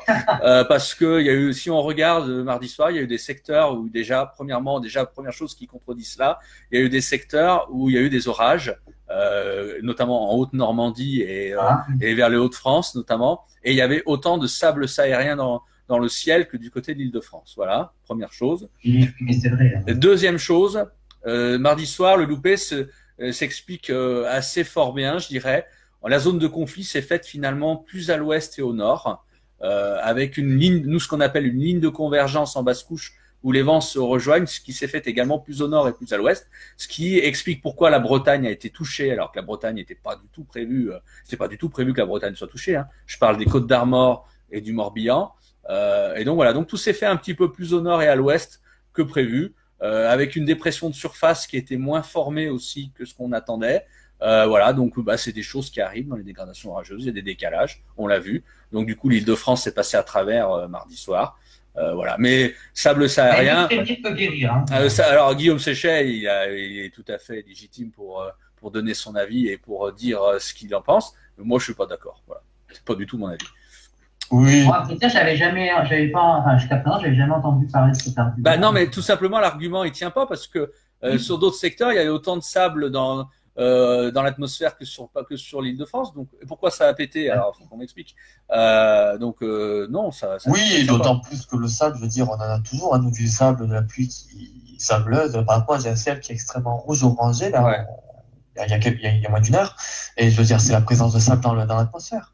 Et pourtant, on s'est pris un épisode sévère. Exactement. Alors si chaque fois, comme tu dis, si chaque fois qu'on avait un flux de sud qui nous ramène du sable, on n'a jamais d'orage, alors là, moi, il faut que je revoie toute la climato et toutes mes connaissances en météo, parce que alors j'y comprends plus rien, quoi. Après, comme on dit, je veux dire, si les cyclones tropicaux sont impactés par les sables, c'est que justement, les cyclones tropicaux, eux, ce sont des phénomènes qui ont besoin de beaucoup d'humidité latente. Et d'absence de cisaillement des vents. Exactement. Or, des airs plus secs, je ne sais pas si l'air plus sec a tendance à avoir une influence sur les cisaillements de vent, peut-être que non, peut-être que je me trompe. Pardon, excuse-moi, j'ai pas compris. Ouais. J'ai dit l'air sec, est-ce que dire le fait que l'air soit plus sec, ça a tendance à avoir une influence sur les cisaillements de vent ou pas du tout? Non, pas particulièrement. Les cisaillements, ça met en œuvre plutôt d'autres paramètres, je dirais, plutôt d'autres choses, mais non, pas spécialement. Non. Oui, donc du coup, voilà, donc à part l'humidité latente, en fait, voilà, les ouragans, ils en ont besoin. Donc du coup, s'il y a plus ça dans l'atmosphère, oui, ils vont être étouffés. Mais après, derrière, les orages, non. Eux, les orages, justement, ils ont besoin d'avoir de l'air sec en altitude, par exemple. Donc le sable, il peut aussi jouer un rôle d'aide aux orages dans certains secteurs. Ouais. Alors, on va continuer. Alors, par contre, là, on me pose une colle. J'ai pas du tout suivi le truc, j'avoue. Quelle peut être l'influence des restes de débit? Alors là, franchement, j'ai pas regardé. Les restes cycloniques? Ouais. Alors là, franchement, à mon avis, c'était quand même assez très marginal là, cette affaire-là. Donc, j'ai pas vu que c'est une influence. Des fois, il y a souvent. Alors attention, hein, ça veut pas dire que les ex-cyclones tropicaux n'ont aucune influence. Bien au contraire. Il y en a un tiers des phénomènes cycloniques. D'ailleurs, est-ce que c'était le cas là pour aujourd'hui? Non, moi je vois. Non, du tout. Débit, elle était même pas encore. Pour moi, non. Pour moi, aucune. Non, mais ce que je veux dire, pour ce coup-là, aucune influence. Mais par contre, ça ne veut pas dire que dans d'autres cas de figure, dans d'autres années, il n'y a pas eu des influences, hein, sur la synoptique générale notamment. Ça arrive fréquemment au mois d'août ou au mois de septembre, où on a les ex-cyclones tropicaux quand ils reprennent leur chemin à travers le courant de jet par l'Atlantique, où on voit que là, ça impulse tellement de l'air chaud tropical à l'avant, ça joue quand même beaucoup sur le placement des centres d'action, et notamment sur les anticyclones, quoi. Donc ça, clairement, oui, ça joue. Mais pour débit, là, non. Pour moi, non. Non, ça n'a pas été le cas. Vincent, joli contraste ici, un orage cette nuit en Sologne, puis de la bruine digne d'octobre. Bonne averse ce soir, les températures minimales fraîches demain, ça va en surprendre plus d'un après la chaleur. Et c'est vrai. Hein. Olivier, bonsoir tout le monde. Pouvez-vous nous dire si les coulées de boue impressionnantes qu'il y a eu en Suisse hier ou avant-hier est due aux violents orages qui ont frôlé le Jura. J'ai pas trop suivi non plus l'affaire, je dois dire. Peut-être que oui. Alors là, moi, je peux pas vous dire non plus. Alors là, bon. Non, alors, franchement, moi, je dois reconnaître, on est un peu submergé, hein, honnêtement. Hein. Les informations, il y en a de partout. Alors moi, j'ai envie de dire avec l'orage qu'on a eu, moi, avec l'épisode méditerranéen aujourd'hui, forcément, moi, j'étais occupé. Ah ben moi, j'ai occulté, moi, honnêtement, j'ai occulté le reste. Hein. Par exemple, c'est pas arrivé par magie, quoi. Non, mais en plus, on sait, il y a des incendies en Californie, il y a des incendies au Portugal. Il y a donc cette coulée de boue effectivement impressionnante. Moi, j'ai vu en vidéo et en images, mais honnêtement, étant très pris à côté, j'ai pas cherché midi à 14h, j'ai pas cherché à comprendre. J'avoue, hein. Mais bon, parce que, malheureusement, on donne des priorités, quoi. Voilà. Oui, c'est comme le séisme en Indonésie, j'en ai pas beaucoup parlé. En même temps, je veux dire, voilà, comme je vous ai dit, on a eu une canicule, on a eu une canicule extrêmement intense dans le sud-est. Ouais. On vient dessus avec un épisode méditerranéen en début août. Forcément, moi, je priorise sur la. Alors, en plus, alors, on est des passionnés, on se plaint pas, on n'est pas là pour se plaindre, attention. Hein. Mais là, aujourd'hui, par exemple, moi, je dois le dire, comme Florian, je pense. Moi, j'y ai passé ma journée aujourd'hui avec cet épisode méditerranéen. Je dois le dire. Donc le reste, voilà. Ah si, ce que j'ai fait, j'ai refait la tendance saisonnière, c'est vrai.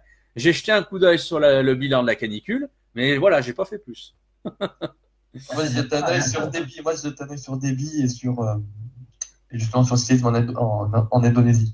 Ouais. Donc, alors, j'ai Étienne qui continue à nous. Alors lui, il est par contre en dehors complètement de.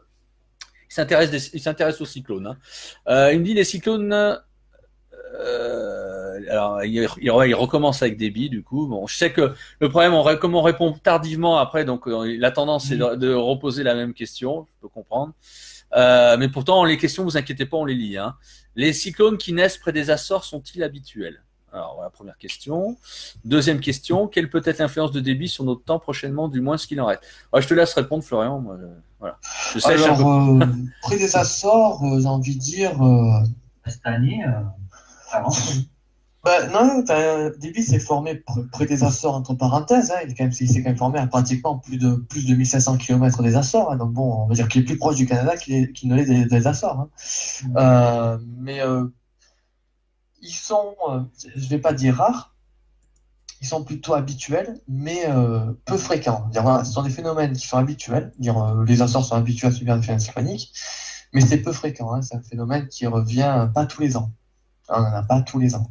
Le cas le plus extrême qu'on ait connu, c'est l'année dernière avec l'ouragan Ophélia, qui avait atteint la catégorie 3 au large des Açores, ce qui était un record absolu. Jamais les Açores n'avaient vu un phénomène cyclonique aussi fort, aussi près de nos côtes. D'ailleurs, il aurait même aidé à provoquer des vents violents entre le Portugal et l'Espagne qui ont alimenté des incendies de forêt meurtriers. Pour débit, par contre, pas sûr que ça ait une conséquence en France, mais ça peut avoir des conséquences, hein, parce qu'elle va être reprise par un front froid, je pense en cours de journée ou en cours de nuit. Pour l'Islande, voire un peu plus loin, c'est-à-dire l'Écosse et la Scandinavie, mais pas pour la France. Tout le monde va être tranquille là-dessus. Mais un tiers des phénomènes cycloniques de l'Atlantique Nord finissent en Europe. Ouais. D'une manière ou d'une autre. Voilà. Alors, David Brunet qui nous dit 3 épisodes Sevenol en 2017 dans le sud, je crois. Bref, pas grand-chose. Donc on revient sur l'année dernière. Je sais plus, je les ai pas comptés. Je sais pas, peut-être Florian, tu sais si c'est 3 ou je sais plus. Moi, si je compte en intensité, je dis 0, mais oui, l'année dernière, très faible intensité. Effectivement, c'est clair. Jérémy qui nous dit au final 2018 tente d'équilibrer la balance avec 2017 en termes de précipitation. Alors moi je répondrais question de cycle. Voilà, cycle, il y a des années on a des années très sèches, hein. On a des années très sèches, des années qui sont bien plus humides. Encore une fois, tout est question de synoptique, de cycle un petit peu. Après à l'échelle planétaire, tout est un petit peu aussi. Il y a différents paramètres, différents indices qui font influencer les choses dans un sens ou dans un autre. Voilà. Bon, je ne vais pas aller plus loin parce que je pourrais faire un cours de 3 heures, mais ça on aura certainement l'occasion d'en reparler. Mais voilà, les choses ont tendance à s'équilibrer. Alors bien sûr, vous allez me dire, oui, mais il y a le réchauffement climatique. Oui, en effet, il y a le réchauffement climatique Je ne nie pas, hein, on a tendance à... Oui, mais voilà, mais pour le réchauffement climatique. Mais il y a quand même la variabilité naturelle, encore une fois. Voilà. C'est ça. Alors après, moi, tout à l'heure, je voulais quand même rebondir quand même sur ce qu'avait dit Fabien, hein, parce que moi, j'avais corrigé sur le coup de l'été 2015. Et nous, sur le sud-est, hein, dire depuis l'hiver 2014-2015, on a connu une période très sèche, mis à part l'été 2015 qui, lui, a été exceptionnellement accidentaire. Il a fallu attendre l'hiver 2018 pour avoir une saison non déficitaire sur le plan des pluies. Donc nous, là, le sud-est, on ressort de 3 années consécutives très déficitaires. Et on va finir, ben là, je pense qu'on va avoir une année qui sera très excédentaire. Donc oui, il y a des cycles. 2014 avait fait pareil, hein, 2014 avait suivi une petite période sèche et avait été très humide de son côté. Ouais. Donc ça se contrebalance. Oui, ça se contrebalance. Il y a des cycles, il y a des, ouais, tout à fait. Il y a des récurrences de type de temps, hein, comme on dit, de régime de temps.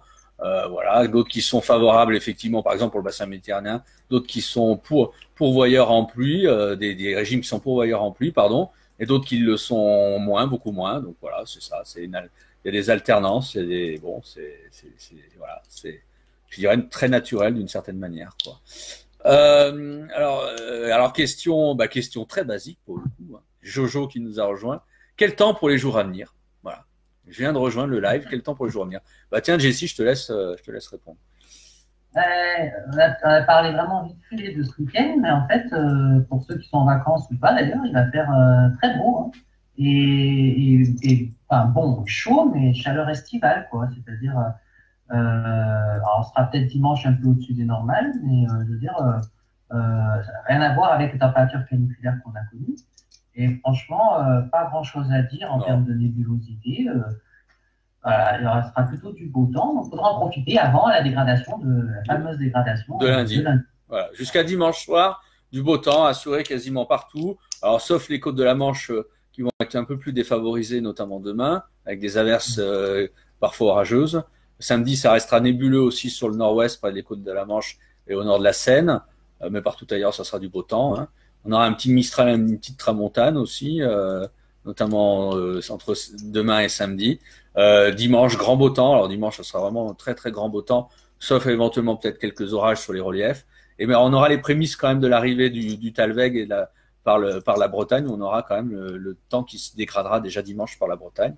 Et puis lundi, bah voilà, on en a parlé tout à l'heure. On a normalement ce qu'on appelle nous un Talweg qui va traverser la France, donc qui va provoquer une dégradation. Reste à définir l'ampleur, l'intensité, la localisation.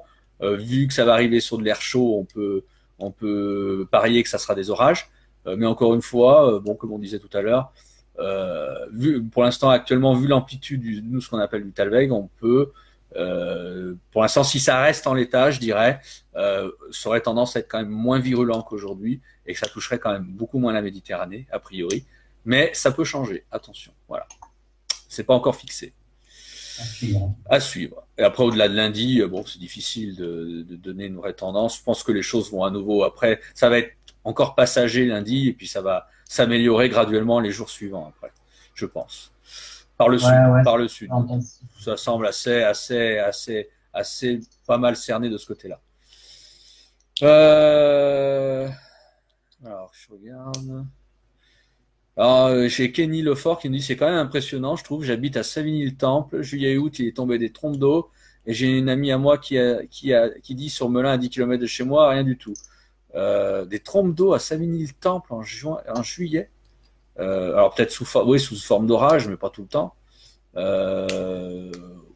Août. Ah ouais, et puis en juin, il y avait eu, je sais plus exactement. Ouais, en juin, oui. Pendant un jour ou deux, il y avait eu de fortes pluies sur le bassin parisien. Voilà. Alors j'ai Gwenaël qu'on salue, hein, salut mon cher, qui nous dit techniquement, qui revient sur donc la phrase de Guillaume Séchet. Techniquement, ce n'est pas le sable qui fait le forçage et l'énergie pour un orage. Donc impossible qu'il y ait une influence. Mais oui, complètement d'accord. Bon, le sable, niet, aucune influence. Voilà. C'est pas ça qui a empêché d'avoir les orages en Île-de-France l'autre soir, hein. Voilà. C'est d'autres paramètres. Dont ceux que j'ai cités notamment tout à l'heure. Alors les vignerons prédisent toutes les années en 8 un bon cru pour le raisin. Alors cette année, il y a eu quand même beaucoup de dégâts à cause de la grêle aussi, hein. Attention, hein. Oui, et à cause de la canicule, il se retrouve à devoir vendanger très en avance, en plus. Ouais, donc c'est pas, ça doit être assez contrasté, je pense, parce que entre ceux qui sont faire tout ça en avance et puis entre les problèmes d'autant plus qu'on a de violents orages qui peuvent frapper encore du 16 août. C'est-à-dire qu'ils sont fortement emmerdés. Hein. Quand on voit ce qui est tombé à Aubagne, les vignerons là entre la Provence et le Languedoc, là, je pense qu'il doit y avoir des sueurs froides pour les prévisions des semaines à suivre. Hein. Alors. J'ai notre ami Robin qui est omnubilé par c'était déjà comme ça l'autre jour. Indécrottable. Lui, il pense qu'à l'hiver. Il veut savoir pourquoi je vois un mois de janvier et février très froid. D'abord, j'ai même pas dit très froid, j'ai dit froid. Donc, voilà. Omnubilé. Alors, complètement omnubilé par la tendance saisonnière pour l'hiver. Alors oui, moi, j'ai fait mais moi, vous allez voir la tendance saisonnière que j'ai faite, remis à jour aujourd'hui, ça tient en quelques lignes, hein. D'ailleurs, tout est écrit. J'ai rien de plus à dire, quoi, parce que après là, si tu veux, je te sors la boule de cristal et je te dis telle date il va faire froid et telle date il va neiger à ce moment-là. Non, mais voilà. Non, il y a rien. Désolé, il y a rien de plus à dire, quoi. Voilà, je pense que tout est dit dans l'article. Oui. On va pas passer son temps, on va pas dès le 9 août parler de l'hiver, quoi. Je veux dire, bon. Il y a déjà l'automne, oui, à voir venir. Donc non, voilà. Moi, c'est expliqué pourquoi. S'il faut, je vais le relire. J'ai ouvert le texte, hein, et je vais le lire. Ça va prendre 2 secondes. Notamment pour janvier et février, je mets toujours une probabilité importante d'avoir janvier et février froid. Une ou des vagues de froid semblent possibles. Pour rappel, nous arrivons au minimum d'activité solaire couplée à une baisse importante des particules solaires nous atteignant. Ça joue énormément. Quand même, on l'a vu à travers les statistiques et à travers les cycles, ça le joue notamment sur la récurrence des hivers froids qui peuvent suivre notamment des hivers doux. Donc je dis ça favorise les hivers froids. Donc ce sont que quelques indices, hein. Donc avec ça, on fait pas grand chose. Donc il va falloir récupérer tous les autres indices qui vont arriver d'ici l'hiver. Je dis la NAO pourrait être fréquemment négative, favorisant les descentes froides. Donc la NAO, c'est l'oscillation nord-atlantique. Et je mets quand même, reste à étudier les autres indices, comme la QBO et ENSO, donc c'est en lien avec El Niño ou la Nada ou la Niña, notamment, quoi. Alors quand je dis reste à étudier les autres indices, comme la QBO, ENSO, mais il y a aussi bien d'autres indices. Donc voilà. Donc encore une fois, ma tendance saisonnière, elle n'engage que moi. La fiabilité est limitée, bien sûr, et ça peut déjà largement évoluer avant l'hiver. Hein. Ça peut changer complètement. Et puis on va récupérer tellement une somme d'indices dans les prochains mois, surtout à partir du mois d'octobre-novembre, que forcément, ça risque d'évoluer et d'être affiné. Voilà. Moi, je donne simplement. La seule chose qui est certaine pour l'hiver à venir, c'est qu'il n'y aura pas de canicule. Et voilà, c'est tout. C'est tout. Ça, on en est sûr, par contre. Hein, tu vois. Peut-être qu'on ne sait jamais, une surprise qui fait. Alors là, c'est la fin des. C'est la fin des haricots. Attendez, moi je pense que Jean Jouzel le pense. Hein, donc voilà pour l'hiver. On aura bien l'occasion d'en reparler. Largement. Oui, non mais pour la météo, les gens vont dire soyez patients. Hein, faut savoir être patient avec la météo, faut savoir prendre le temps pour les choses. Hein. Ouais. Mais on a l'impression que le temps il passe tellement. Ah ouais, non mais on est déjà rien que de parler de l'hiver, ça me rend malade. Là. Alors, pour autant, je fais pas. Pour autant, on est plutôt hivernophile, hein, mais bon. Non, mais ouais, ça va, mais pour autant, je suis content que la canicule se soit finie parce que j'en pouvais plus. Mais pour autant, je suis pas là à attendre à trépigner d'avoir l'hiver. Hein. Non, je suis pas pressé. Hein. Voilà, surtout que l'automne est une saison qui est, comme tu dis, qui a son charme. Moi, je trouve, qui est pas désagréable. Donc voilà. Après, bien sûr, tout dépend du temps qu'on peut avoir, bien sûr. Mais quelqu'un, je pense à l'automne qu'on peut avoir potentiellement. Moi, j'ai envie de dire, à l'hiver, on a le temps. Déjà, on voit l'automne. Ça c'est clair. Hein. Ça c'est sûr. Donc voilà, on aura le temps, comme on dit. Voilà. Les commentaires sont en train de se terminer, on va dire. Hein. Estompé. Voilà, donc on a fait 1h13 d'émission, on fait un peu plus court ce soir que la dernière fois. Je pense que. Avec des choses à dire. Bah ouais, alors si vous voulez, on peut parler de la canicule. On a fait un bilan. Météo France a fait un bilan de la canicule. Alors effectivement, il y a des choses à dire, des choses à... Oui, apparemment c'est la troisième, je crois la troisième plus intense qu'on ait connue depuis le début du siècle. Voilà, tout à fait. Donc quand même bien derrière 2003 quand même. 2003 reste quand même... 2003, ça reste vraiment... 2003, oui, mais c'est un extrême 2003. 2003 reste hors concours, clairement. Par contre, on est à un ton supérieur un petit peu de 2006. Voilà, donc bon après il y a des après il y a quand même bon, elle a été un peu plus courte que la canicule de 2006, mais même très courte par rapport à la canicule. Parce que je rappelle quand même qu'en Basse-Vallée du Rhône, elle avait duré pratiquement un mois. Alors, les Bouches-du-Rhône étaient restées en canicule pratiquement tout le mois de juillet 2006. Donc, je veux dire, c'est vrai que nous, en Provence, parce que beaucoup ont dit, on a connu une grosse canicule cette année. Je rappelle quand même que la canicule de l'année dernière a été beaucoup plus intense en Basse-Vallée du Rhône qu'elle ne l'a été cette année. Parce que je rappelle que l'année dernière, on avait atteint parce que pratiquement les 43. Oui, c'est ça. Excuse-moi, vas-y, Jeff. Non, je veux dire, en 2006, pas tout le temps, mais par moment, j'ai été dans les Bouches-du-Rhône et je me rappelle, elle était très, très chaude.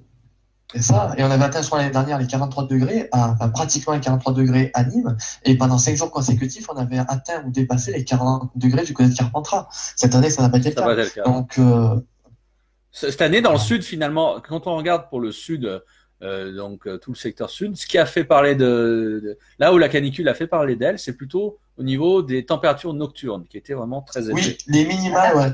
Voilà, surtout à ce niveau-là, et comme disait Florian, beaucoup moins au niveau des températures maximales, où ça a été quand même moins exceptionnel, moins important que l'année dernière même. On n'a pas eu tant de records que ça. Non, on n'a pas eu tant de records que ça. Alors, on a quand même quelques températures qui ont dépassé les 40 degrés. On a notamment du côté de Nîmes, du côté de Monclus aussi, comme on disait.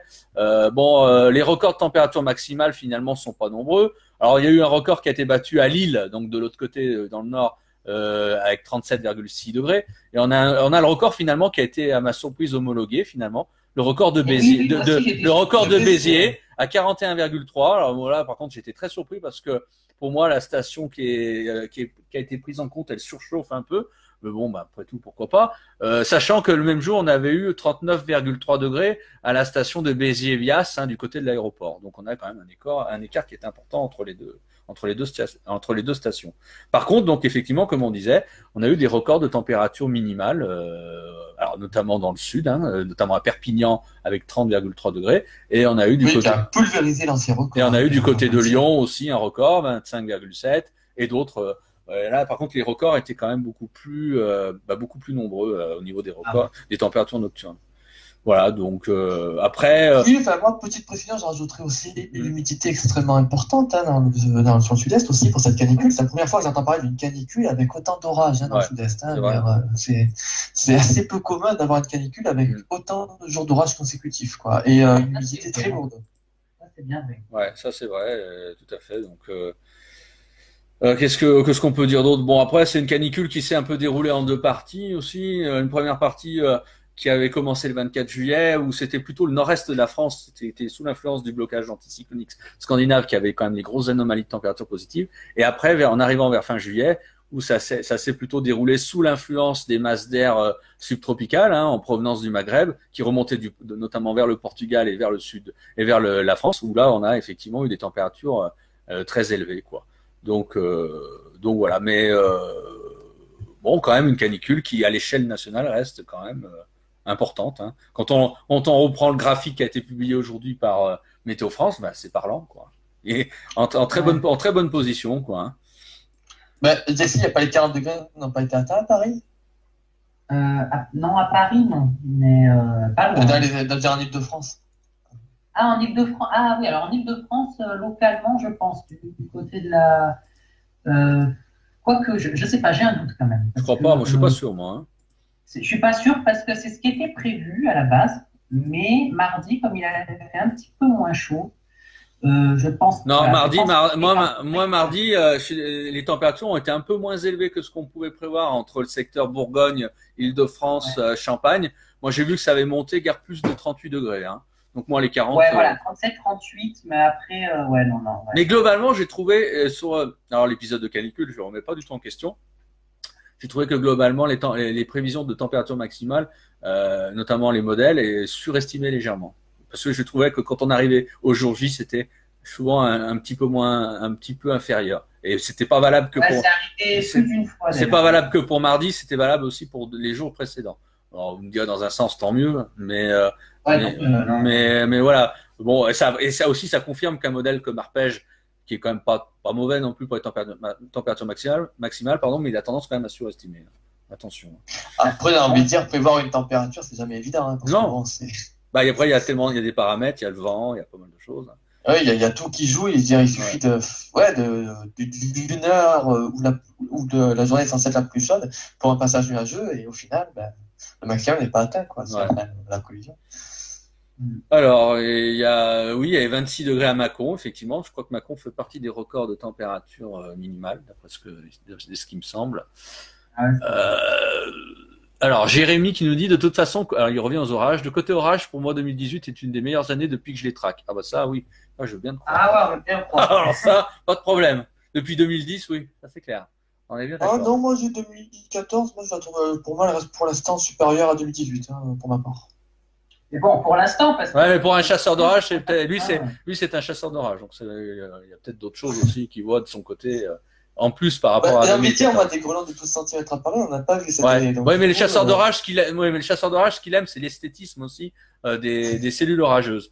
Donc lui, c'est pas obligatoirement déjà le chasseur d'orage, ce qu'il cherche, c'est pas obligatoirement, on va dire, des orages entre guillemets flotteux, voilà, qui te mouillent et tu vois pas d'éclairs ou très peu. Donc ça, déjà, je pense que le chasseur d'orage, il aime pas. Le chasseur d'orage, ce qu'il aime, c'est l'esthétisme. Voilà, donc je pense qu'il le voit aussi de son point de vue. Hein. Voilà. Oui, je vois. Donc, oui, chacun a sa façon de manière de voir l'intensité. Et je pense pas qu'il ait particulièrement envie de se taper des grêlons de 12 cm sur sa bagnole non plus. Voilà. Bah, comme tout à chacun d'ailleurs. Hein. Voilà. Ça baraque, j'ai envie de dire. Ni la voiture, ni n'importe quoi, ni tout ce qu'on veut, quoi. Voilà. Alors j'ai Mathis, qui nous dit, non, en Ile-de-France, on a atteint 38. Ouais, mais c'est ça. Hein. Non, mais moi, je suis à Paris, je confirme. Hein. Pas plus. Hein. Moi, je vois pas des températures plus hautes que ça, quoi. Non. C'est déjà pas mal. C'est déjà bien. Oui, tout à fait. Donc voilà. Bon, moi sur la canicule, j'ai pas autre chose à rajouter. Alors nous, moi j'ai publié le bilan de Météo France parce que c'est celui qui fait foi un peu là sur la page Facebook. Hein. Toi, Jessie, tu avais fait un court article sur TV Locale. Voilà, vraiment pour résumer. Quoi. Rappeler les bases, on va dire. Voilà, donc. Oui, moi, j'ai pas encore eu le temps vraiment de tout voir parce que bon, juste derrière, nous, on a l'épisode Méditerranéen, donc bon. Ah ouais. Voilà, donc. Ça a enchaîné, là. Hein. Ça a enchaîné sévère, hein, faut dire les choses. Hein. Donc bon, maintenant, si ça pouvait se calmer un petit peu, ça serait pas mal. Si on pouvait être un peu plus tranquille. Normalement, comme tu dis, on a une accalmie pour ces prochains jours. Mais lundi, méfiance, hein, moi je sais pas. Hein. A priori, va falloir voir. Hein, je sais pas. Il va falloir que ça se calme le temps parce qu'il y en aura le bol là. Parce que oui, c'est vrai que je t'en avais parlé à toi, Fabien. C'est vrai qu'on a quand même atteint aujourd'hui, on a quand même atteint les 111 jours avec vigilance orange et rouge. Sur le pays, c'est un record. Hein. Jamais on avait atteint tel nombre de jours. Oui, d'ici août, oui, normalement, c'est une valeur qu'on atteint en général entre novembre et décembre. Et là, on l'atteint en août. Et même, on est en début août. C'est-à-dire que l'août n'est même pas encore fini, qu'on a déjà atteint la barre des 110 jours. Ce qui en fait, ça fait que c'est une des 2 années qu'on a eu de plus de jours avec vigilance depuis qu'elle existe. Ouais, donc, il y a eu de 2018, et l'autre année, c'est quoi je ne l'ai pas sous les yeux. Je crois que c'est 2013, avec 132 jours. Ah ben oui, parce que 2013, on se souvient du printemps, notamment, qui avait été maussade. Alors, j'ai Gwenaël qui dit en rigolant, la meilleure année de chasse aux orages, c'est 2011.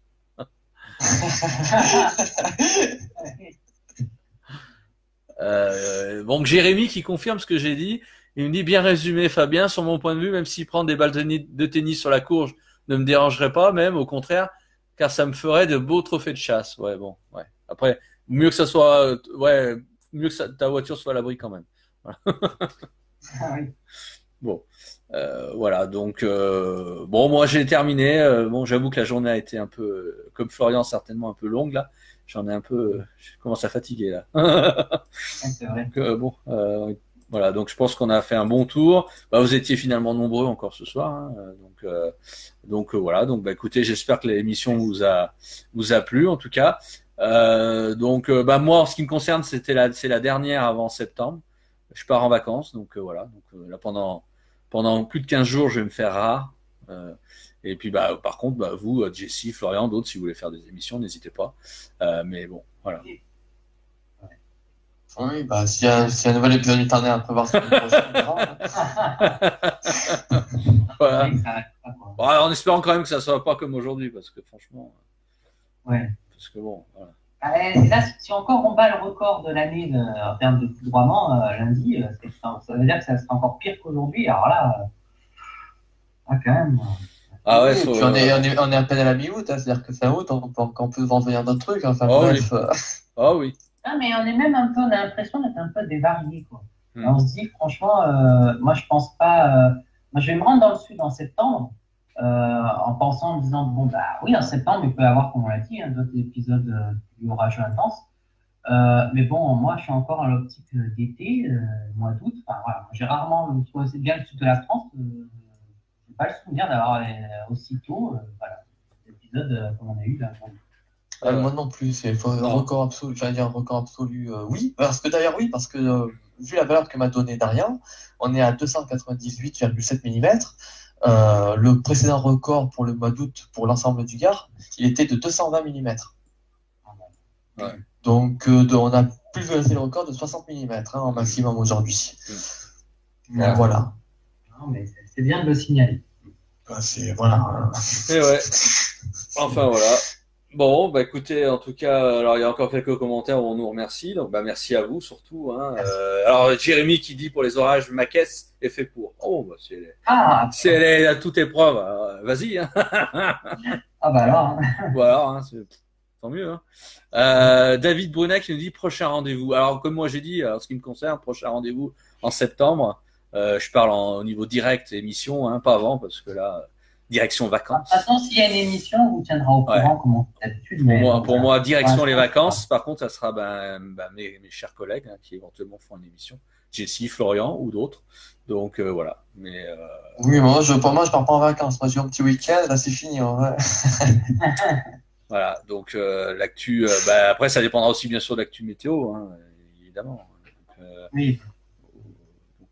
Voilà, mais Fabien lui part en vacances. Moi je pars en vacances. Tant mieux pour lui parce que il en a besoin. Je crois qu'on est un peu tous, on en a marre aussi. C'est clair.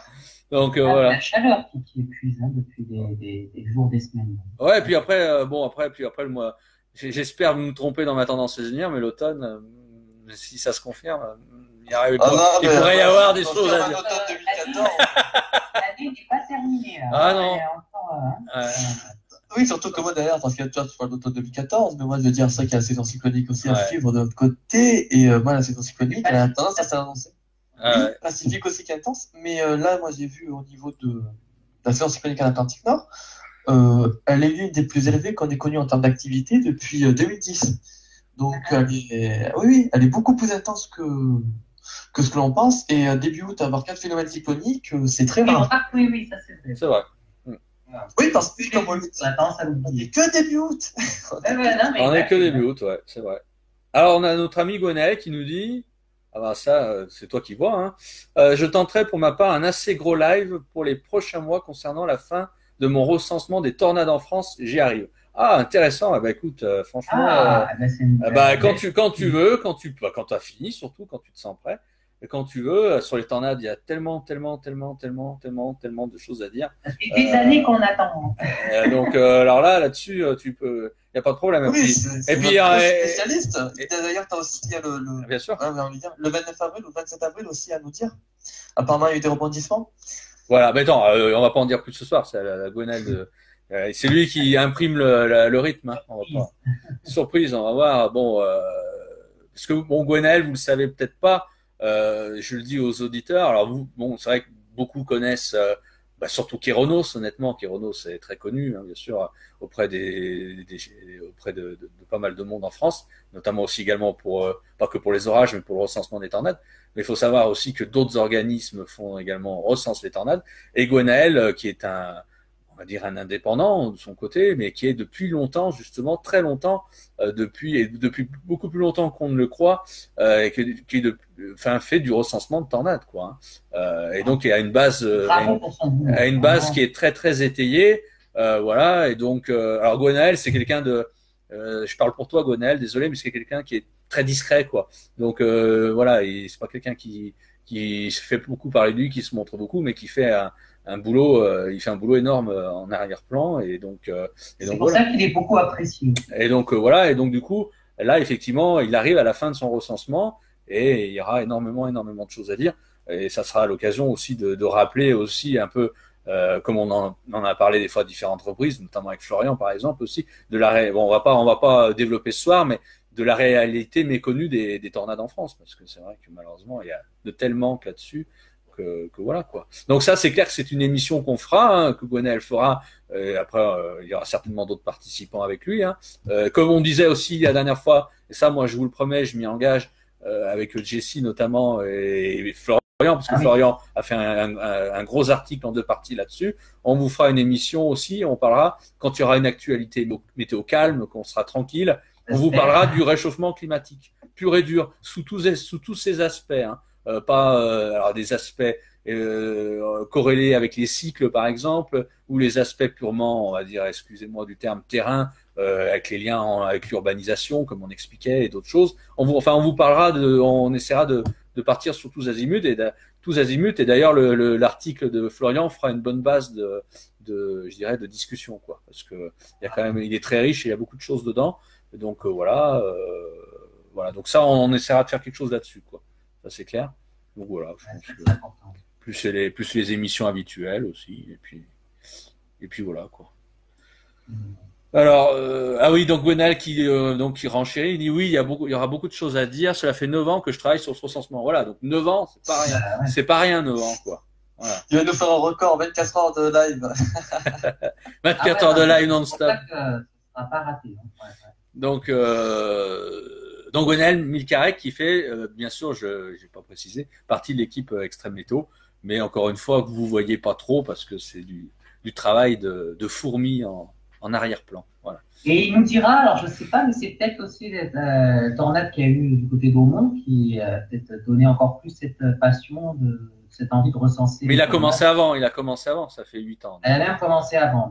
Donc je pense que ça n'a pas attendu la tornade d'Aumont pour. Donc il y a plus de 10 ans. Hein, ouais. Donc voilà, quoi. Voilà, bah écoutez, moi on va vous laisser, hein, 1h30. On a fait quand même une bonne émission. Donc moi je vous souhaite une bonne soirée, de bonnes vacances pour ceux qui sont en vacances, bon courage pour ceux qui travaillent par contre. Et puis je vous dis à un de ces jours, voilà. Moi de même, hein, moi j'étais exactement la même chose que Fabien, voilà. Oui, hein. Jessie. Voilà. Allez, à bientôt, merci. Au revoir.